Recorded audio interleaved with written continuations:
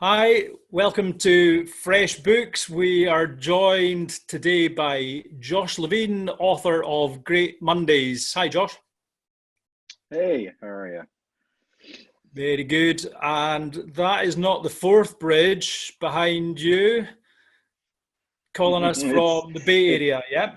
the Bay Area. Yes, this is my you can see my studio is up here in the mountains with a beautiful view, obviously. Yeah, no, it's Golden Gate Bridge. I'm calling you from the Bay Area. I'm actually in Oakland, but I feel like it sets the scene. It makes it feel like one of those late night hosts, like, oh, here I am in New York. So here I am in the Bay Area. No, it's nice. And listen, we're really delighted for you to join us. Thank you very much for taking the time and coming and talking to our little book club here, our digital book club. But why don't I set the scene? Because we're going to capture this video and the audio, and people might be listening to it in a few months' time. So, June 2020, I think it's the 25th of June, and so we've been living through a pretty crazy period, 3 months or Yeah. thereabouts. But I don't know about you. There's lots of positives, aren't there? There's lots of great opportunities that people are starting to see. What do you think? Yeah, I mean, it's kind of a survival technique to look for the silver lining, but I do think that there is some really interesting things that are starting to occur. One of the I don't think there's an underlying there's a data point I read this morning is that actually when these types of challenging circumstances happen within a country or a state or now the globe, that actually inequities are lessened because everybody's kind of suffering in the same way, right? So money doesn't prevent that from happening, which is interesting. So I think that's just kind of indicator of what are the scale of what's possible.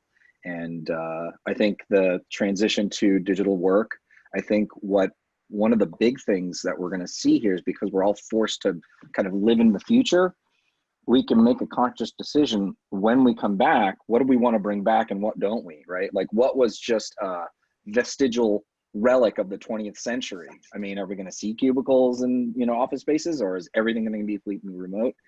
And I don't know what the answer is. I don't think anybody does, but I think what's important is to observe during this time what actually might be working, and then be thoughtful about what you want to bring back when things return to normal. So that's my meta observation. Yeah, no, I like that. I think we're all old enough to remember Back to the Future. So that's a nice little take on it. What are we going to take back with us? Yeah, so thanks for sharing that. So to go back a little bit now, I know at the start of the book, and it was a really strong introduction. I really loved it, and so you go back a couple of generations, don't you, I to give do. us a bit Hmm. of family history. And I know it's in there, but why don't you tell us a little bit more about you as an individual and how you've got here with the book and so Right, on? right. Well, so I'll reverse course a decade or two, and say that I started actually as a graphic designer. I went to design school, and then I went and then I studied with. We were just talking about studied with Marty Neumeyer and was a brand strategist. So sort of grow up in that way, and then transitioned when I had a moment when I left. Um, Marty's company and went in to think about other things that I wanted to do. I really wanted to think about how actually we could help organizations deliver on all these brand promises, and that led me to culture. So that was kind of the quick arc of the last decade and a half. Previous, like you look back on everyone looks back on their life, and I think draws a narrative. And so I think that there's a few things that pushed me in this direction. It wasn't, Well, I do remember having that moment of like, I was on a run, I was unemployed, and no one was hiring. And I do have that moment of like, oh my God, it's called Great Mondays and it's all about culture.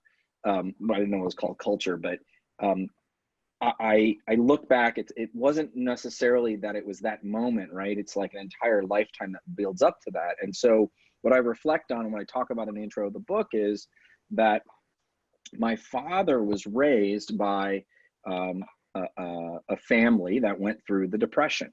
And during the Depression, it was such a traumatic experience for my grandfather that when my father was growing up, he was only the mental construct of a successful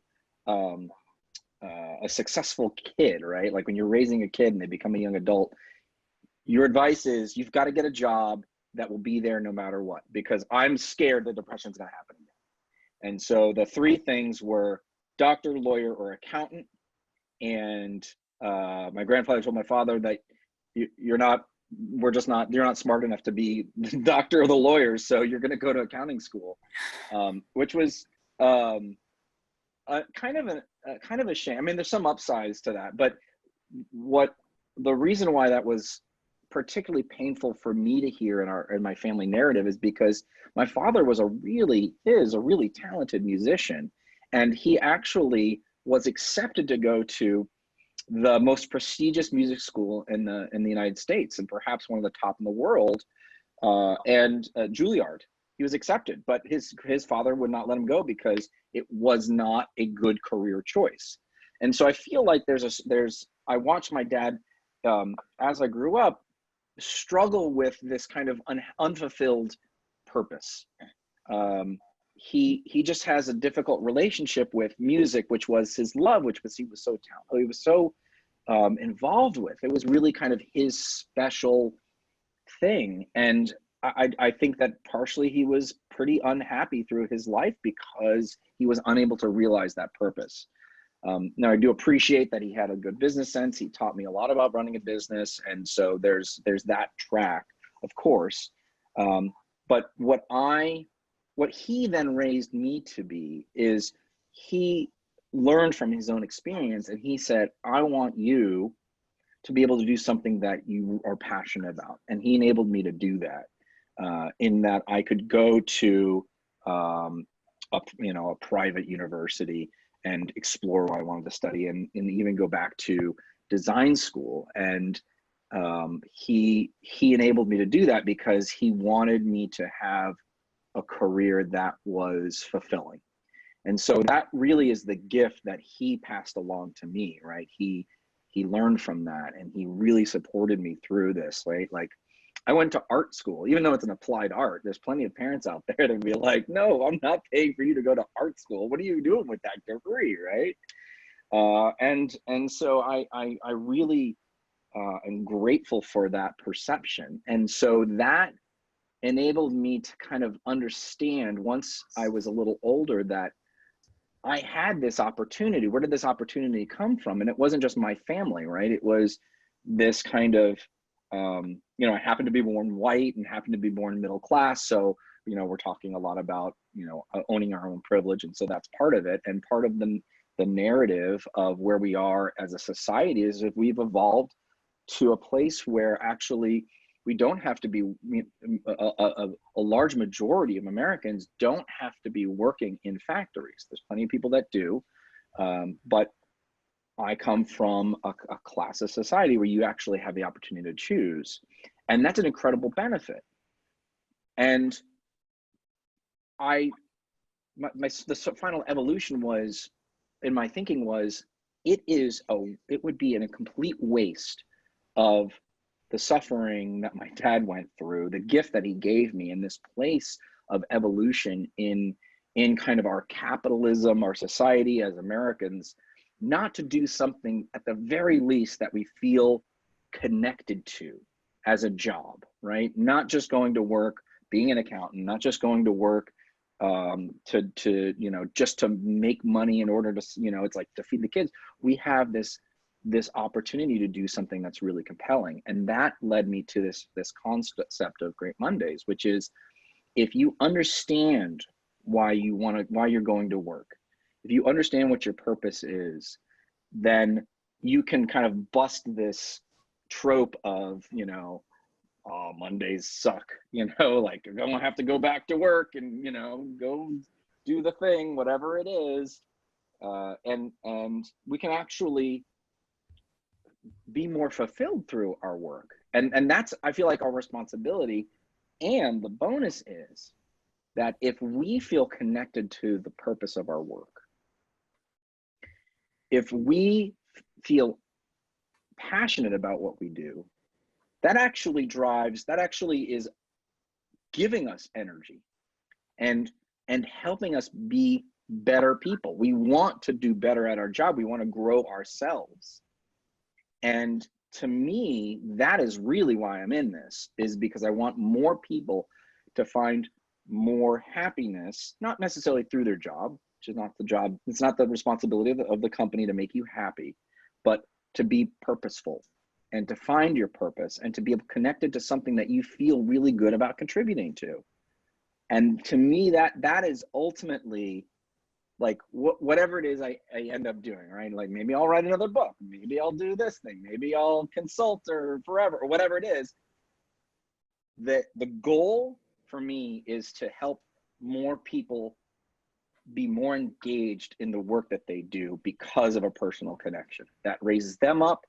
They are able to be fully themselves with their peers, their colleagues, their families. They can be a better person because what we're getting from work is no longer just going and getting a paycheck. We're actually getting other things now.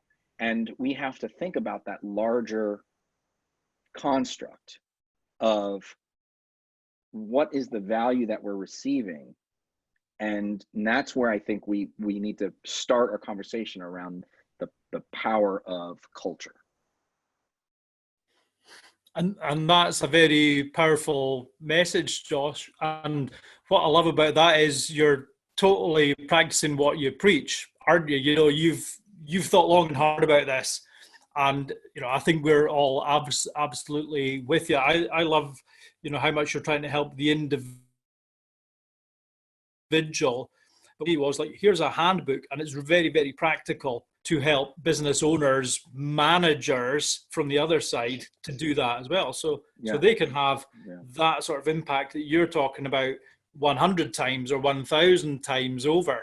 And it's, you're obviously a deep thinker, but it's not just about deep thinking in the book. It's really practical. You know, the end of chapter giveaways are great. And does that come from your practical experience, I guess? Yeah, I mean, this is what I've done. I've done for a decade plus when it came to the brand strategy, and then eventually became the culture, which is how do you actually work with these people, these executives, these managers? How do you get them to work together to internalize individually and as a team? How do you get them to actually activate this? And that's been the successful projects throughout my career. When I look back, it's about getting the right people in the room, focused on the right type of conversation, exercise, tool, whatever it is, so that they can come to this conclusion together. Because ultimately, when we're talking about culture, we're talking about more than one individual, and we're talking about how people work together. So that's the practice what you preach is really what we're trying to do.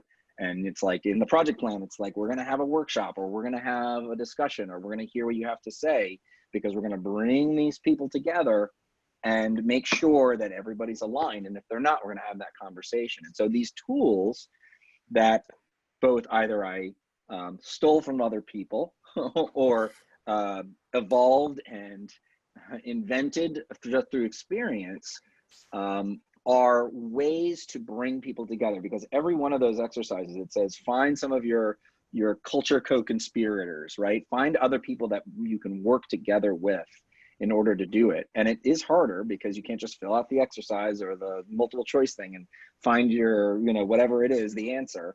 But that to me that's the hard work of culture. And so that's what I'm trying to do, is establish that from a meta message, that culture is something that doesn't have to be just this fuzzy idea. It actually can have components to think about. And here are some ways that you can actually start to make that change inside your organization.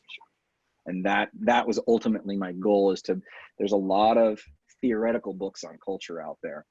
But I felt my unique contribution to the space was going to be something that was easy to conceive and actionable in a very practical way, because that's the problem right now with where we are as a kind of global society is culture is important, but what is culture? And so that's what I'm trying to do, is like break it down and make it actionable and say, look, this is something that you could actually do something about. Yeah, no, it's very practical. Here's take the post-it notes and take this number of people. So it's an absolute playbook, which I thought was really nice. I'm going to jump back again a little bit to that generational thing that you spoke about, because another important point I thought you made was talking about the generations who are coming into the workforce now, who, not to put too fine a point on, are younger than you and I are, and how different it is, or their viewpoint is, from people that grew up in the 60s, 70s, 80s, who are maybe progressively leaving the workforce.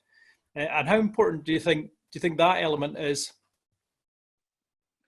Yeah, well, I mean, I think it's it looks to me like it's dialing in, or tightening the screws on, or amplifying the premise that I referred to, which is the value. So if you think about my father, he went in to get he wanted stability and a paycheck. And then me, I want something. I was raised to believe that I want to do something that I'm passionate about.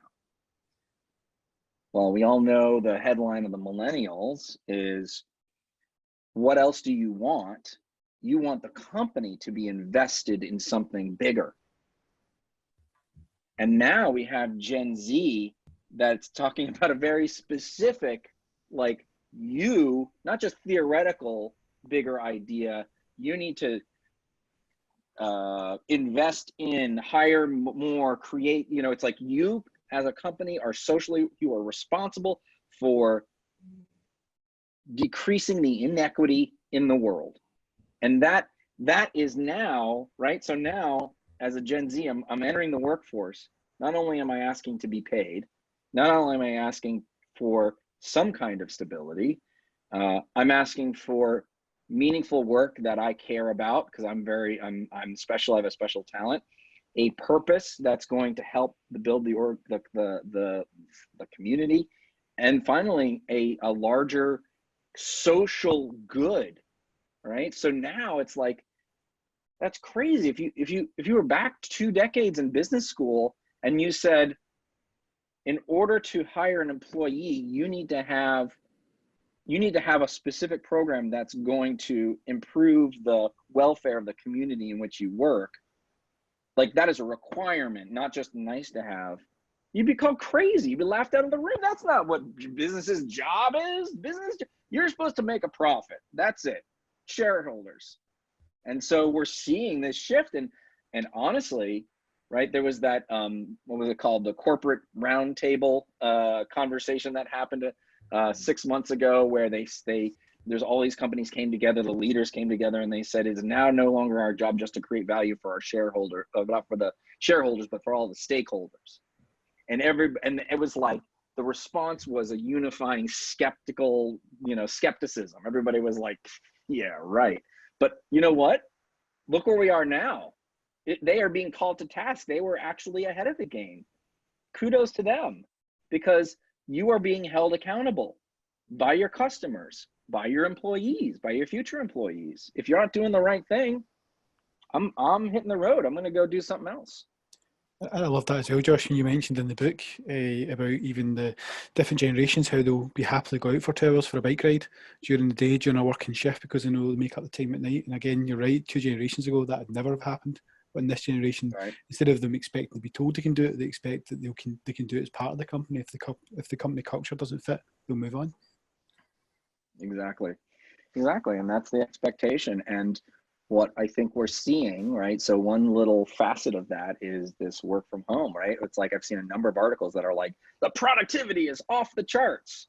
And that's really interesting. So now we're seeing that, and we have to just consider the other things, where it's like, we need to be more social, and there's some other other challenges with that. But yes, that's exactly right, which is that there's a certain set of expectations, and so this current moment is accelerating those expectations. And it's like, look, we did it for 2 years during COVID.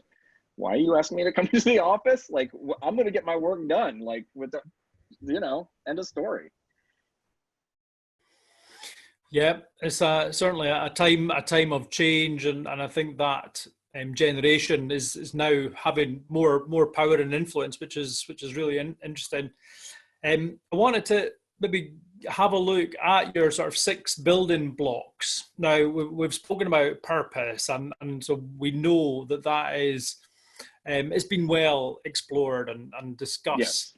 And it's your building block, and you always come back to it. But I'm going to put you on the spot here. If you had to choose another one, and so maybe let's say sort of beyond values, that you said this is my secret, if I really had to bring it, because there's maybe some elements that you emphasize that other authors or business courses and stuff don't. I know they're interdependent, so it's maybe a little bit unfair of me, but would you choose? Yeah. I mean, the way that I think about the 6 components, right? The first 3 are really about setting that vision. And the output, the third one is really an output, right? It's really a symptom of doing of what you're hoping to achieve. And so that's the plan: purpose, values, behaviors. That's the plan. The second 3 are really about the activation. And I think that's where the conversation is very nascent. How do you actually make this happen? And when I'm observing the biggest challenges, it really goes back to I'm going to try to make a decision, because I just had another thought of like, I could go in this direction too. The relationships between humans. And I think we are, again, in the moment, experiencing a shift in how we relate. And that goes back to the rituals. And so one of the things that I talk about a lot in the book is identifying your culture all-stars.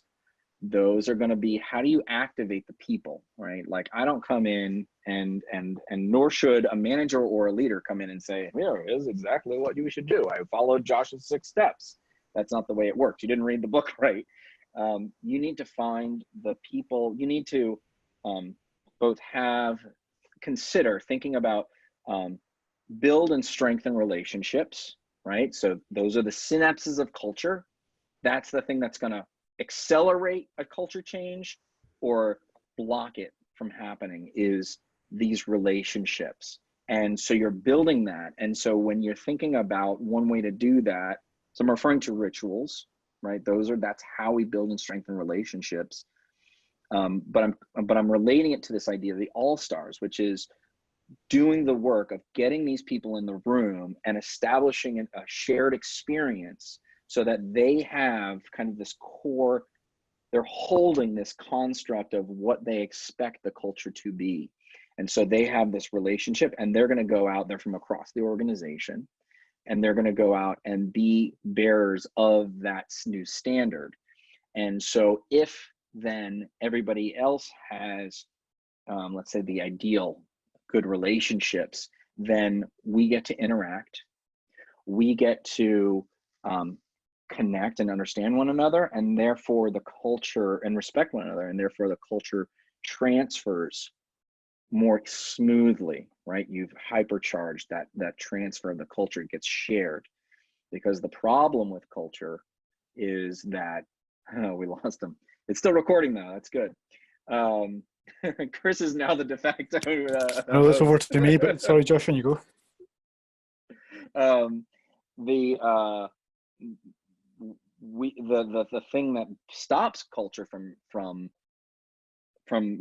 moving are the barriers. So we want to reduce the barriers that pop up, and so I'll apply it to the specific moment. So the biggest barrier right now that we're all struggling with, right? We're like, oh my God, it's this remote world, this digital world.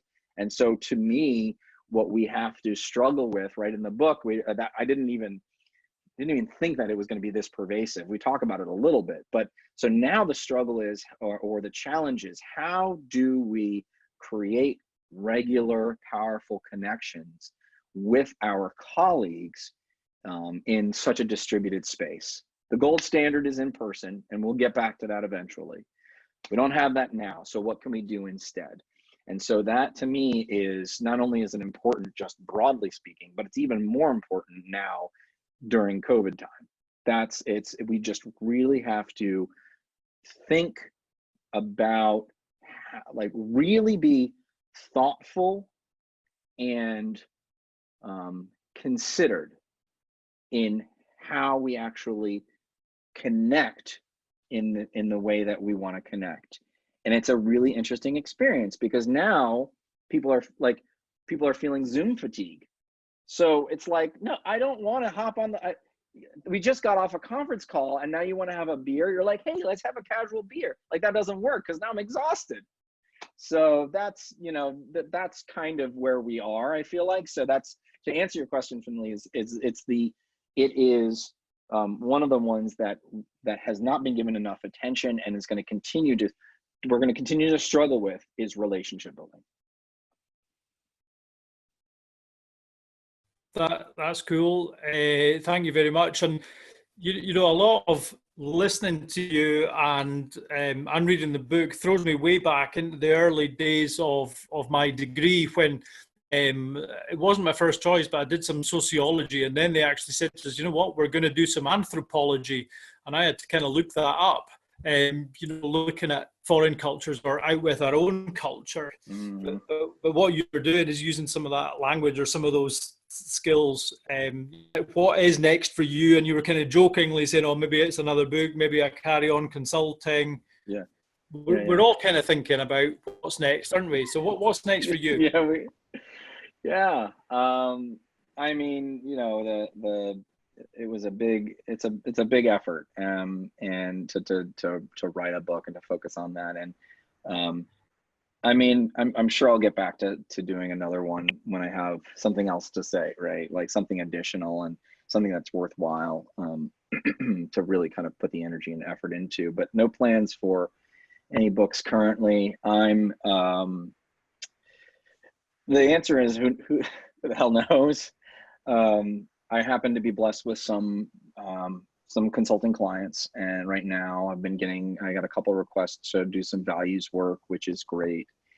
I'm also exploring the opportunity of is there a place inside of an organization where I can do my work for a company and actually go inside and I mean, ideally at some point, more companies are going to have chief culture officers. I'm not sure that that's exactly the role that I would want, but maybe I can get in and actually make some change inside of an organization beyond kind of deep in that consulting practice, right? And do it for a few years. I think that's an opportunity.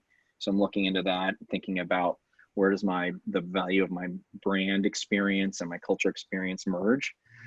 That's not something you're just going to see up on a job site. So it's looking for a kind of a special company, a special place, I think could be an opportunity as well.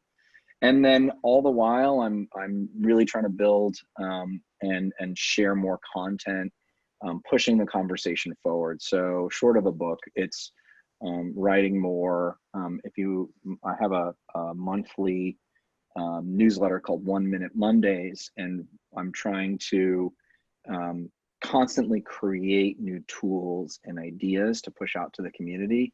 It's my passion. Even if I go in-house and Great Mondays is, my consulting is closed for a little bit, I'm still going to do 1 Minute Mondays because I feel like it's such a wonderful opportunity to for me to be creative, to tap into that creative side and create things for people to share and get feedback and prototype and experiment, right? It's not prime time. It's, just sharing with my community. And so I'm pretty passionate about that. And a specific example is that, or a couple months ago, I created, I kind of took all of the parts, all the components, and put it onto one page and just called it the culture canvas. So part of it's almost like the business model canvas. And it was a really, it got a lot of good traction. And then I had someone reach out and say, hey, we did this remotely and we built it on a Trello board. And I was like, oh, that's really interesting. Let me see if I can create an online tool. So I'm working on a template. It's a Google Sheets template where you can fill things out, and it's actually going to create the culture canvas for you. So it kind of takes you through these exercises. So that's the next thing that's going to come out. And to me, it's exciting to have people who are interested in this, that are willing to engage with me. And to me, that's kind of it doesn't make me any money. So that's a different side of things, but that's what I know that I'll continue to do, is be able to connect with and deliver to those people who really are interested in this. And that really satisfies me. Well, that's cool. Lots of good stuff on, and I think there's a few nods there saying, yeah, we're signed up for those, and we'll keep an eye out for some of those new developments. Now, obviously, an online book club, it's not about geography, but we say this to everyone. Look, we'll keep our ear to the ground and hopefully get you to Scotland either for some work or an event or a conference or something. Yeah, totally. Whether it's in person or but so hopefully we'll see you here. I've spoken quite a lot, but maybe I don't know if there's anyone else has got any other points they want to make or any questions for Josh just now. Yeah, Chris, fire away. Hey Josh, first off, honestly, excellent book. I loved the very start, and I've done an audio book, so I've listened to it twice now. So I know your voice quite. You're not tired. You're not tired of my voice yet. No, it sounds quite creepy, but I'm used to your voice. But to be honest, I love the start of it. We introduced it by saying something like, you've read so many books and you wanted to put a book out there that actually helped people and actually resonated with you and actually had a tool as well. And I thought that's fantastic, having those chapters at the end. And listening to the audiobook is quite interesting. You go, step 1, do this, step 2, do this, 5-minute step. And it's all that listed, but then seeing it online, it's just fantastic. And I loved the design canvas toolkit, because I'm looking at that for business model canvas as well, and hearing that you've got a Google sheet as well coming out is fantastic, because I guess one of my questions was going to be around how do you see this going along virtually as well, because obviously a virtual culture is very hard to do, because obviously you mentioned that in your book around having a print version, a recognition digital, but having these kind of workshops digitally, do you see that advancing well going forward? Do you find that a bit more difficult? I think it's a very insightful question. One of the best tools that I have in my toolkit is the workshop, right? And I love being in the room with people. So now what, right? So there is a struggle to transition. I think there's a lot of what's interesting to me is, what will a great virtual workshop look like? Now, I think the opportunity, and I don't know yet. Let me know if you figure it out, but we will together. What I think the opportunity is actually having a collaborative space which everybody can contribute to. Because what we try to do in the workshop is get everybody to write everything down and then put it up on the wall.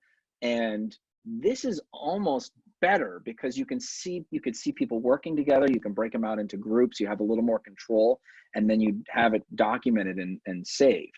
And so we're looking at a couple different tools out there. One that's based here in San Francisco is called Mural.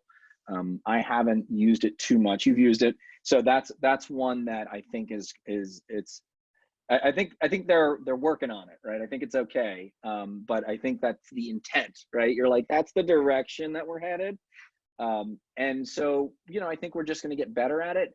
And what was interesting to me in the past 2 years is, even when I was doing in-person workshops, so I had a tech client last year that I was working, and they have offices in Atlanta and Toronto, and so we got people in the room, but then we also had people that contributed that had to be in other offices. And so we had this kind of split experience of like, I know that I often forget about the people who are somewhere else and they're not engaged, and you don't get their full contribution. So now that everybody's remote, it can be a more inclusive environment. That's as far as I've gotten so far. I think that's a great build. I mean, I did an online workshop recently, and I said to them, "Here's the exercise." We talked it through, and the person went, "I'm going to make a cup of coffee and make some lunch," and they came back about 10 minutes later. So, some people see it as valuable time, some people don't. So, it's just got to be a bit more control. But no, that's a fantastic point. Yeah, exactly. I think the one of the tricks will be being able to write as opposed to type, because typing is so linear. And when I'm in the room, it's like, oh, I've got these big arrows and I've got big words, and right. And so now I need the little iPad tablet. It needs to be connected here. So we're getting there, right? But that's it's definitely going to be a challenging transition, and I'll just reflect back on what we started with, which is like, okay, what's working when we actually can meet in person? Will we? I think that's an interesting question. No, thank you. I'm looking forward to the newsletter as well. Signed up for that, so that'd be good. Great, awesome. Anyone else? I'm here. May I ask a question? In your what you're talking about, you're saying like we often get this question: what is the culture? Because like during my work, I often face people asking the same question, and I want to know a bit more how you address this question to your client, etc. Yeah. I mean, I think in a way it's kind of a sort of a Zen concept, in that you can't describe it. You can only describe the result of it, right? So the result of it is the cause and effect of the decisions, right? So measuring engagement, right? So someone's like, how do you measure culture? And you're like, I don't know. Like, how do you measure color? Like, what is that? I don't know what that is. Like, what kind of culture do you want? So what kind of decisions do you want people to be making? Do you want people to be more innovative? Then we can talk about the outputs. So engagement surveys are a decent proxy for what your culture is, because it's an output. If you have a strong culture and people feel connected, right? The result is being connected to the culture. Then I'm going to give you my discretionary effort of engagement, but that's not only it. So that's why I went with the cause and effect of decisions, because it's really hard to look directly at it and say what it is. You have to look around it. Another one that I think is good, which is very sort of human, is what people do when they're not being watched, when the boss isn't in the room. But to me, again, like that comes back to decision making. And so that's what I try to describe. And I think your question is excellent, because it's exactly what that's why this is so interesting to me. It's because it's undescribable, it's very fuzzy. And so we have to really start to use interesting words, languages, descriptions to actually define what it is, right? And that's ultimately what I'm hoping the book does a little bit, right? It advances the conversation a little bit there. So that's my non-answer to your question. No, that's really good. Thank you very much. Yeah, I always struggle with this question and trying to figure out different answer. Like recently, I was looking at a data site, and there's a lot of people, because I'm coming from a data scientist background, so I'm doing energy load forecasting before I'm going into the culture industry. And for a moment, I started realize we're talking about IT and big data to focus on the consumer behavior or sales. And we try to figure out an equation for the end result. And at that moment, I started realize culture is all the past data, the only right result from all the past data. And but I'm still struggling to put them together, as you can see. But yeah, it's really interesting to hear your point of view. Thank you. It's almost like that. I feel like if I knew more about astronomy, it's almost like you can see the black hole, not by the black hole, but by the things that are around, how the things interact around the black hole, right? It's like there's all this data in front, and then you've got this thing in the back you can't look at. And so you have to kind of squint your eyes and figure out what that culture means. What is it behind it? Yeah, really interesting. Good, totally. Can I go? Yeah. Hi, Josh. I'm a career coach. So I kind of read your book from a slightly different angle. Interesting. Because I work with clients who are looking for a good culture fit, looking for values and purpose in their work. And so it's fascinating. I love the tools. I think the book's great. And I take a design thinking perspective on everything. So I really like your stuff. Oh, good. All right. So I've got a couple of questions. See where I was coming from. I've got a couple of questions that are almost quite specific to kind of issues that come up for clients all the time. I love it. And I love the fact that you mentioned recognition, because that's the one that comes up with a lot of my clients. So they feel like they don't get recognition, and you know, maybe the recognition could be designed in. So I wondered what your experience was of the best type of recognition that's working. You know, if you've worked with firms where they've got the recognition angle right. Yeah. So I'll start from the top, which is make sure you're recognizing the right thing, right? So that's what you got to use the right thing to recognize the right behaviors. So make sure that you're recognizing values-driven behaviors, right? That's the whole construct, right? And that's the biggest miss in the first place is when you go and interview or you go and assess a company, I think you can tell a lot by what they reward implicitly and explicitly. And I think that's a really good assessment. And so what does a good recognition program look like? I think that there has to be alignment between kind of the highest level and the managerial level. Are you rewarding and recognizing the right thing? I mean, I don't care if it's a gift card or a pat in the back. I do think it sends the wrong message if you're giving people flat screen TVs and cruises as rewards. That's like a very easy old idea of, right? So the traditional, the whipping post for me is, top sales and you get a trip to the Caribbean. And that's the problem, is that you're rewarding you're rewarding the outcome. And so when you reward the outcome, sales, you're going to get misbehavior, like the Wells Fargo scandal, right? Where it's like if you dial that in, if you try to incentivize that, you're like 2 trips to the Caribbean. People are like, well, now I got I'm going to really cheat now, right? I'm going to win that. And so that's what you got to do, is you got to make sure that you're rewarding not the outcome, but the behavior that drives the outcome.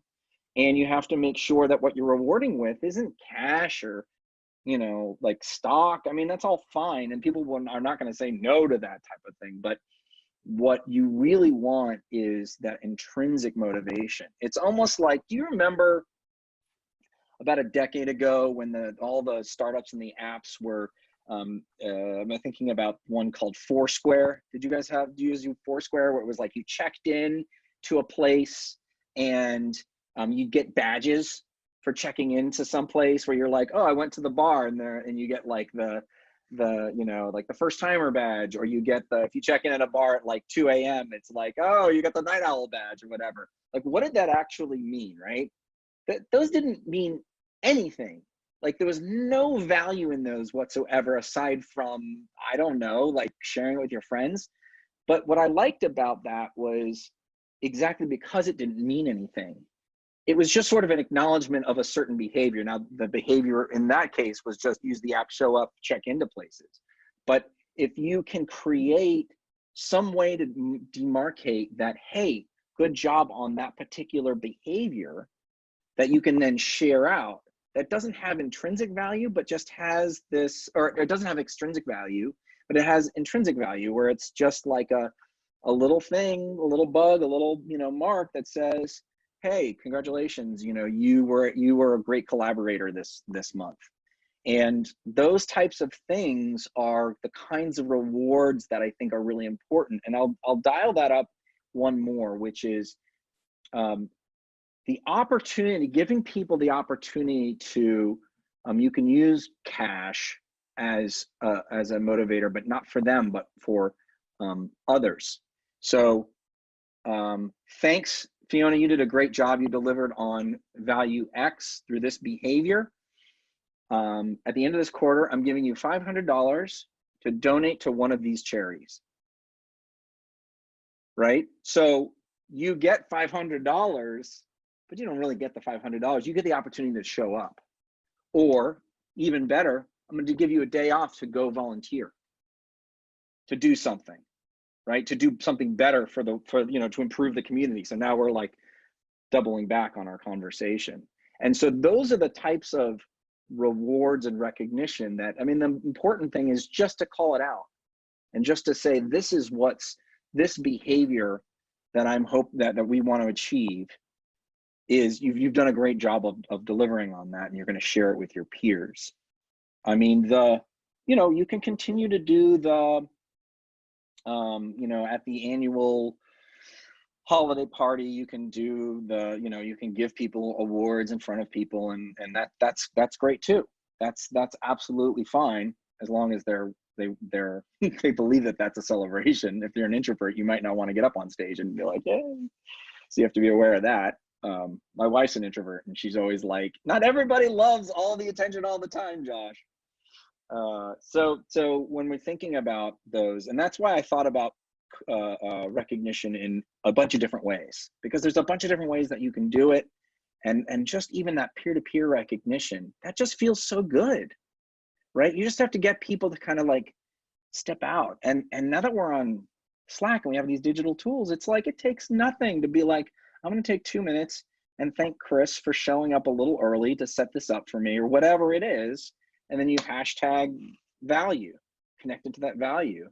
And there's even some tools that will calculate how often you've delivered on a particular value, and that actually goes into your HR file, which is really interesting, right? So it's like if you get everybody doing this, and we're like, okay, Fiona, hashtag collaboration, Darcy, hashtag innovation, or whatever it might be, then at the end of the quarter, or the end of the year, you can see how often you delivered on those particular values, which I think is that, all of a sudden you're just like, you really have that deep connection, that strong connection with what we're trying to do, the first 3 components, and what we're actually doing, the second 3. Yeah, brilliant. And you just show really what we could do that would really, the Gen Z people would love, and also the stuff that we used to do, which was really, really wrong. And I've been on a couple of those trips to the Caribbean, and I've also had to sack people for cheating to try and win them. So I know exactly what you mean. I had another question, Finlay, just a quick one, if you don't mind. I'm working with an entrepreneur right now, and one of these urban entrepreneurs, so it's not Silicon Valley, it's a London person. And they're just beginning to build their firm. And I just wondered if there's any advice you have to founders to build this stuff in early. Yeah. So what's interesting is that I have observed most founders won't really think about the culture necessarily, because they don't have to early on, because they are the culture. And that's fine. It totally works, right? There's no reason to do that, to think about it, to formalize it, because it's just evolving. You're figuring it out. I think if you can expose them to the construct and say, this is going to be important. As a matter of fact, it is important right now. Start thinking about how this works within the 6 components, thinking about your purpose and your values. Not that it won't change, it absolutely will. And document what you think it is now. I did this for a small quick serve restaurant here in San Francisco. They serve fried chicken. And I worked with 2 of the founders, 2 of the owners, and one of the managers. And we created a really powerful framework that they use to hire and fire people, of like, what is it we're looking for? And it's a deeper discussion. And that really was great early on. They probably would have gotten to something like that, but because they had multiple restaurants, they kind of had to get aligned early. So they had a little bit of that distributed challenge. if you don't think about it early, it will probably work because you're the founder and you're going to talk to everybody, 15 people, everybody knows who you are. We know, it's like Fiona shows up, it doesn't matter what you're wearing, she's super casual.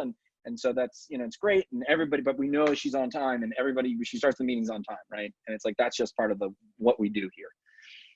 As you're scaling and you broach 50 people, that's when you really start to see that shift. And that's when you have to document it.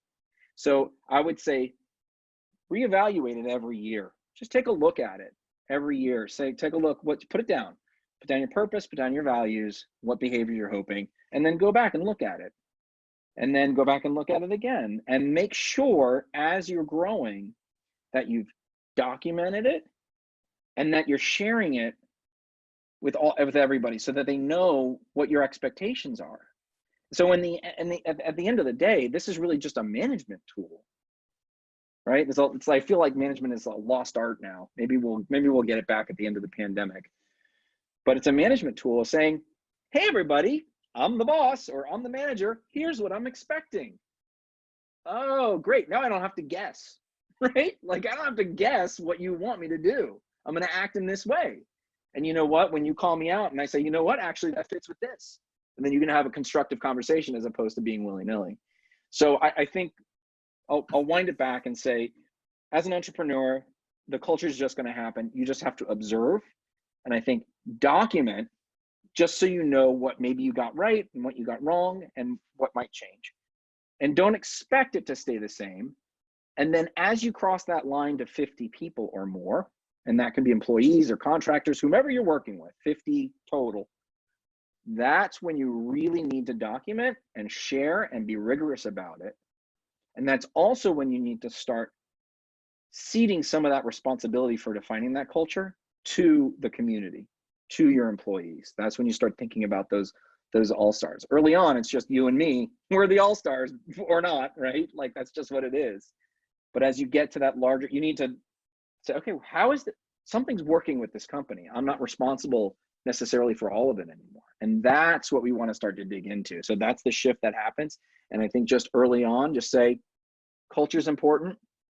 Think about it. Just be aware of it. You don't have to do anything with it right now, but you will. So be prepared to dive into it. Because what you don't want, which is what happens when I get a phone call, is someone goes, shit is falling apart. We are at 250 and we have a mandate to go to 350 in the next year. I don't know how to reward people. I don't know how to, we're trying to scale our recruiting, but who do you look for, right? All of a sudden it's like, it's not what it used to be. And so that's what you want to avoid. And that's why you need to think about it early. Brilliant. Thank you so much. Yeah. Good questions, Fiona, and that's been brilliant, Josh. A real masterclass for us. I think it brought some great questions, but that was really enjoyable, and I think you'll understand that you've got a strong group of evangelists in Fresh Books, and that we're going to be listening out for your stuff. We're going to share it. We're going to use it with our clients. So I'm going to say thank you very much, but Josh, please keep in touch. Oh, of course. Yeah, absolutely. So this is for the recording, but also for everybody else. There's a ton of free tools that you can download at my website, greatmondays.com. I'm happy to always talk. You can find me on LinkedIn. I'm the Josh Levine with a little lightning bolt, or shoot me an email. I'm always open to having this conversation. So, feel free to reach out. It's something that I'm passionate about, and I just want to spread the good word, and hopefully get enough people together that we can actually make a difference and help more organizations and leaders understand the power of culture and how it can improve not just their bottom lines but people's lives. And that's a great way to end. Thank you very much again, sir. All right, thanks everybody. Thank you very much, Josh. Thank you. Thank you.